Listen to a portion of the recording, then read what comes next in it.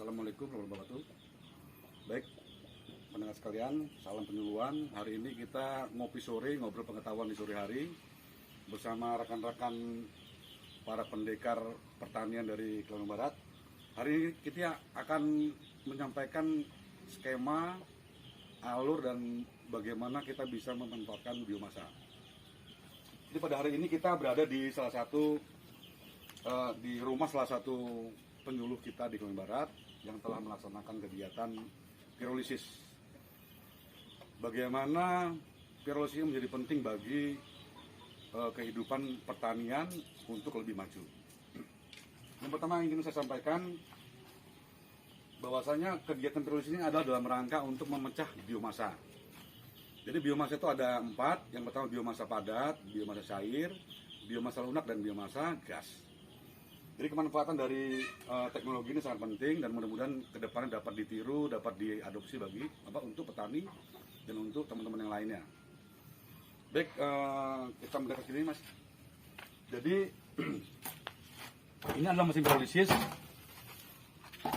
Ini bagaimana kita memanfaatkan sumber daya alam yang ada berupa kayu atau berupa bahan organik untuk dijadikan arang sekam. Nah, teknik ini adalah bagaimana kita bisa memasukkan oksigen tapi tidak berlebihan sehingga tidak membakar bahan sumber daya alam yang ada. Di sini ada tiga pipa yang berlubang-lubang. Maksudnya adalah ketika terjadi perbedaan suhu di antara dalam ruangan dengan luar ruangan, maka suhu dalam ruangan ini akan menarik oksigen yang ada di luar untuk tidak membakar, tapi merambahkan kalor dan panas. Kemudian dari mesin ini, di sini ada lubang untuk pemainan arang. Nah, adapun arang ini sangat bermanfaat sekali bagi pertanian, karena arang adalah merupakan satu biomasa yang sangat banyak mengandung pori-pori sehingga mikrobia yang ada dalam tanah dapat bersembunyi atau menjadi tempat hidup abadi bagi mikrobiologi dalam tanah. Kemudian yang lainnya, sedikit dari hasil pembakaran adalah berupa abu. Dan kita ketahui bahwasanya abu adalah merupakan sumber kalium hidroksida. Mungkin nanti bagaimana kita membuat kalium hidroksida organik dalam sesi berikutnya. Nah, kita sekarang akan menjelaskan alur mesin pirolisis yang juga nantinya akan kita buat di kantor BBP di Kalimantan Barat. Nah, ini kita lihat sini Mas. Jadi kita usahakan dalam proses pembakaran dengan tidak menjadikan abu, asap yang dihasilkan jangan sampai keluar dari ruang pembakaran, sehingga ini ada tabung. Jadi nanti ketika ini terjadi pembakaran, maka asap akan berkumpul di sini, kemudian lari ke sini. Nah, di sini ketika dia menjadi asap tersebut setelah mulai mendingin, dia akan menjadi cair kembali. Bahwasanya di dalam kegiatan proses pirolisis kita mengharapkan yang cair saja. Nah, bahan lunak ini jangan sampai mengganggu hasil produksi akhir, sehingga kita buat lubang ini hasilnya ada tar. Tar ini juga bermanfaat. Tar ini juga sebagai desinfeksi bagi industri. Bagi industri misalnya bisa mengawetkan kayu dan sebagainya. Kemudian dari asap tersebut masuk ke lubang atau masuk ke dalam ruangan kondensasi. Ini adalah ruang kondensasi. Jadi asap yang dihasilkan dari proses pembakaran di sana akan didinginkan oleh tabung ini. Nah, ketika asap didinginkan, maka dia akan mencair menjadi asap cair di sebelah sini. Nah, ini adalah lubang pemainan asap cair. Kemudian dari sisa asap cair ini masih ada sisa asap. Tapi sisa asap yang ada di sini ini udah dingin karena dia hanya merupakan gas. Bahwasanya menurut penelitian itu 30% dari asap adalah merupakan gas. Nah, ini adalah bentuk sederhana dari mesin pirolisis. Kedepannya ini akan terus kita modifikasi. Kedepan diharapkan nantinya sebelum asap dari pembakaran menuju kondensasi, kita akan buatkan lagi di sini nanti ada ruang pengopenan atau openisasi. Jadi kita nanti akan mendapatkan hasil berupa misalnya telur asap, berupa daging asap, atau berupa ikan asap. Makanya saya sangat apresiasi sama Mas Ahmad, sama Mbak Iin, ini juga ada Mas Sugeng selaku penyuluh petani di Kecamatan Kolong Barat, yang telah berani untuk membuat sebuah konsep yang menurut saya sangat penting. Karena bagaimana kita sekarang ini menghindari kimia sintetis dan memanfaatkan sumber biomasa. Jadi saya berharap kepada teman-teman penyuluh di Kabupaten Tanggamus, khususnya umumnya kepada penyuluh di seluruh Indonesia, mari kita selalu berteknologi, berinovasi. Salah satunya adalah dengan konsep teknologi ini. Dan untuk biaya ini saya pikir sangat murah. Ini habis berapa, Mas? Sekitar 1 juta. Jadi dengan nilai 1 juta kita sudah bisa mendapatkan mesin pirolisis. Nah, apabila ini akan dimodifikasi, mungkin kita ada tambahan biaya sekitar 1 juta lagi lah, menjadi 2 juta. Nanti kita di sini akan kita sandingkan lagi, ada satu tabung lagi berupa drum yang kita berikan pintu untuk memasukkan bahan yang akan kita asap. Nanti kita bisa menghasilkan lagi biomasa juga berupa minyak dari ikan. Kita bisa mendapatkan hasil ikan asap yang bagaimana kita bisa meningkatkan harga jual dari sebuah produk sebelum didistribusikan kepada konsumen. Kemudian nanti kalau sampai ini dikasih tabung lagi Mas Ahmad di sini, nanti selain hasil dari ikan asap, asam amino yang ada di ikan itu akan juga menguap menjadi asap, sehingga nanti hasil asap cairnya itu mengandung asam amino. Artinya kedepannya dari ngobrol sore ini saya berharap ada juga modifikasi bahan. Misalnya kalau selama ini kita hanya menggunakan kayu atau arang sekam, kita juga bisa memasukkan bahan-bahan penghasil pestisida. Misalnya diantaranya adalah daun pakis-pakisan, misalnya atau daun bintaro, serai wangi dan sebagainya. Sehingga nanti hasil dari pembakaran ini akan menghasilkan asap cair yang juga mengandung asam cyanida atau pestisida. Jadi kita bisa mendapatkan hasil yang lebih baik, pestisida nabati. Nah, kemudian ada lagi satu teknik tambahan, namanya teknologi purifikasi. Bagaimana tadi yang saya sampaikan di depan, bahwasanya 30% dari asap adalah merupakan gas. Artinya dari mesin ini kita bisa memanfaatkan gasnya untuk masak. Dengan cara apa? Dengan cara nanti di ujung sini di hasil pembakaran, ketika sudah keluar asap cair, ini nanti kita akan purifikasi. Apa purifikasi? Bagaimana asap itu kita saring. Di sini kita kasih tabung lagi, tabung yang bisa buka tutup. Kita kasih paling bagus menggunakan zeolit, pasir zeolit, atau kita bisa menggunakan serbuk gergaji, sehingga nanti tar-tar yang masih sisa itu akan tersaring dalam satu tabung. Kita keluarkan lagi gasnya. Nah, gas itu nanti akan kita sambungkan di kompor, sehingga artinya petani, kalau memang ini akan dihabis oleh petani ketika dia melakukan pirolisis, dia akan mendapatkan yang pertama adalah arang sekam, kemudian abu pembakaran, dia bisa mendapatkan hasil berupa ikan asap dari tabung yang kedua, menghasilkan minyak ikan sebagai nutrisi bagi pakan tambahan untuk ayam dan sebagainya.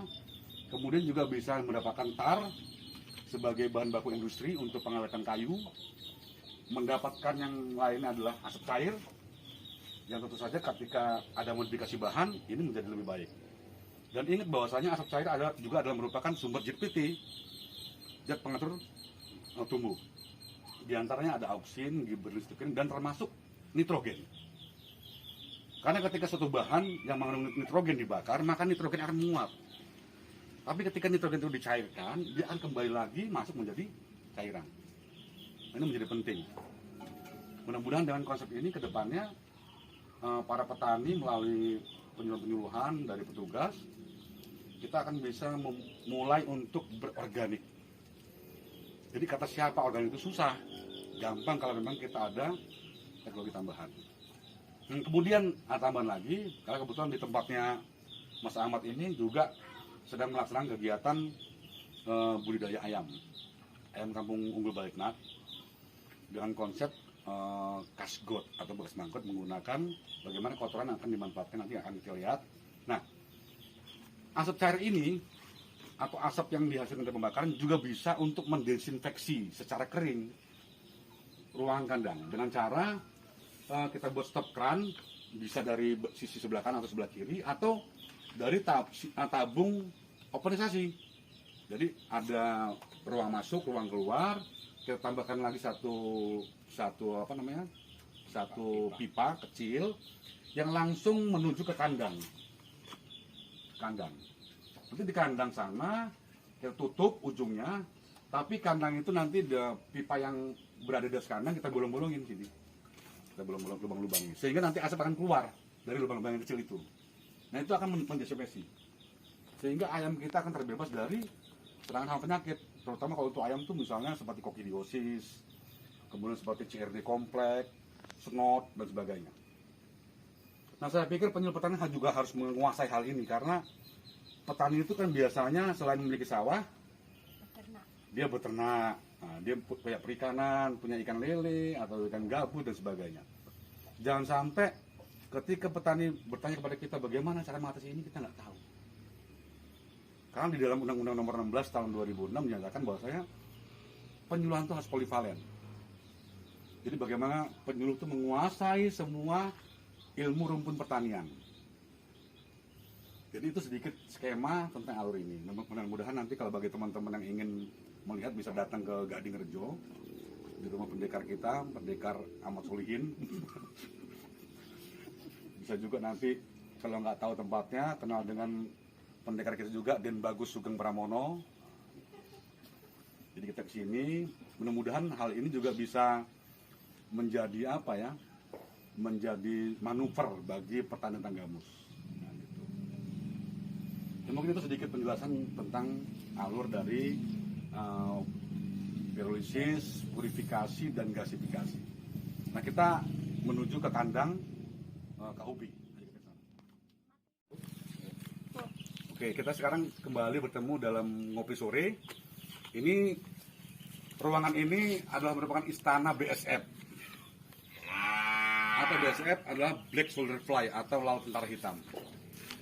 Jadi kalau TNI itu tentara hijau, ini ada tentara hitam. Itu bisa kita lihat itu sedikit baru mulai menetas, itu BSF. Jadi itu adalah sahabat petani.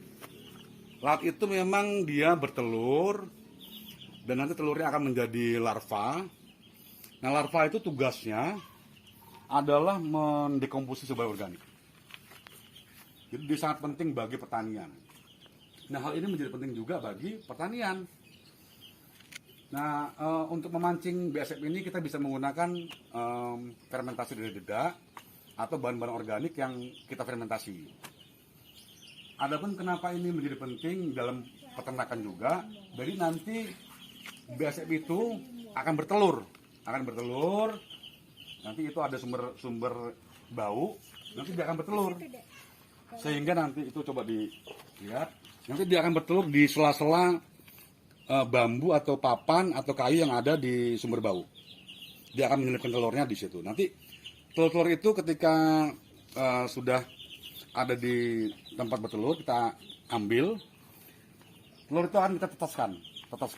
Nanti kita letakkan, katakanlah, dedak yang basah di bawah, di dalam bak atau mangkuk. Nanti telur itu akan kita letakkan di atas tisu tapi tidak basah. Tisu kering. Nanti ketika dia sudah 1 hari kemudian dia akan menetas, dia akan jatuh, dia akan mencari tempat hidup. Dibungkus apa Enggak, ditaruh aja? cuma ditaruh aja. Nanti dia akan menetas, dia akan turun. Oh, gitu. Karena secara prinsip seperti telur ayam, telur manggut itu nanti dia masih memiliki bahan makanan cadangan bagi si larva sampai dia bisa menemukan tempat hidupnya. Sehingga kita siapkan tempat hidupnya berupa apa? Berupa dedak basah atau bahan organik yang lain. Nah, setelah dia menetas umur 2 hari, itu nanti akan kita letakkan di bawah kandang ayam. Coba kita lihat. Namanya ini teknologinya adalah budidaya ayam dengan teknologi kolong maggot namanya. Jadi ini bertingkat, kandang ayam ini adalah tempat kotoran, sehingga kotoran tidak mengenai ayam yang ada di bawahnya. Nah, ketika menetas tadi itu si maggot yang sudah menetas tadi kita letakkan di sini, sehingga dia akan mereduksi bahan makan kotoran-kotoran ini dan dia akan membesar. Karena maggot ini atau anak besiak ini usianya bisa sampai 17 hari. Lebih kurang bisa sebesar rokok lah, sebesar rokok. Nah, nanti ketika dia sebesar rokok sebelum menjadi prepupa atau pupa, itu bisa kita kembalikan sebagai makan ayam di sini. Nah, ini makan ayam. Nah, ini ayamnya kalau kita buka, ini konsepnya setelah ayam umur sebulan, nanti dia akan kita kasih makan tambahan berupa maggot. Dan perlu diketahui bahwasanya maggot ini mengandung protein lebih kurang antara 45% sampai 60%. Tinggi ya. Tinggi sekali. Artinya sebagai bahan protein protein yang utama di dalam pembuatan pakan ayam. Nah, tadi ini ayam sangat sehat sekali. Kemudian dengan adanya kolam maggot ini bisa menghilangkan bau. Sehingga teknologi atau sistem budaya ini bisa dilakukan di tengah kota. Di tengah kota ini. Dan dengan ruangan yang sempit, kita bisa mendapatkan populasi yang banyak. Kemudian dari hasil metabolisme maggot berupa kasgot atau bekas maggot itu sangat banyak mengandung fosfat tinggi dan kalsium yang tinggi. Sehingga kasgot tadi itu bisa diolah kembali dengan tambahan bahan suplemen namanya atau bahan basal. Kita cetak kembali menjadi pelet, bisa kita kembalikan untuk menjadi makanan ayamnya. Sehingga inilah yang dinamakan dengan pertanian terpadu tadi itu, integrated farming. Jadi zero waste, jadi tidak ada limbah sama sekali. Pak, kalau untuk ini umur uletnya bisa dikasih makan ke ayam umur berapa hari Pak setelah netas? Oh, sebenarnya usia 3 hari sudah bisa. Tergantung dari besar ayamnya. Gitu. Misalnya kita hanya masalahnya kalau misalnya terlalu kecil, kita masih harus ngayak. Ngayak. Saya biasanya kalau di Musuji itu usia maggot 5 hari biasa kasih kembali makan ke ayamnya. Berarti masih warna putih-putih itu ya Masih Pak? putih. Justru itu yang sangat tinggi proteinnya. Nanti ketika hari ke-17, itulah saatnya maggot itu bertapa. Nah, ketika dia ingin bertapa, dia manjat. Makanya ketika sebelum 17 hari ini udah harus dipanen. Karena kalau nggak dipanen dia akan manjat nih. Manjat nanti akan keluar dia. Iya. Nah, Kayak ini jadi masalah. Kayak yang di baskom. Betul, di baskom. Dia manjat, dia untuk menemukan tempat dia bertapa. Sampai dia jadi jadi pupa. Adapun dari umur 17 hari, itu biasanya hari ke-32 sampai hari ke-40 dia akan netas menjadi lalat atau beset tadi itu. Nah, puncak protein tertinggi adalah di usia 17 hari maggotnya itu. Bahkan sekarang kan telur biasa itu dijual. Iya. Harganya sekilo lebih kurang 25 juta. 1 gram 5.000. Ya, 5.000. Berarti kan lebih kurang kalau misalnya 1.000 gramnya per kilo kan berarti kan Berapa? sekali lipat, nah 100 kali lipat ya berarti kan. Kalau 5.000 berarti 15.000 lah itu. 5.000 rata-rata. Mungkin itu sedikit tambahan teknologi sore ini. Terima kasih, mudah-mudahan bermanfaat bagi teman semua. Amin. Terima kasih. Coba dicek dulu.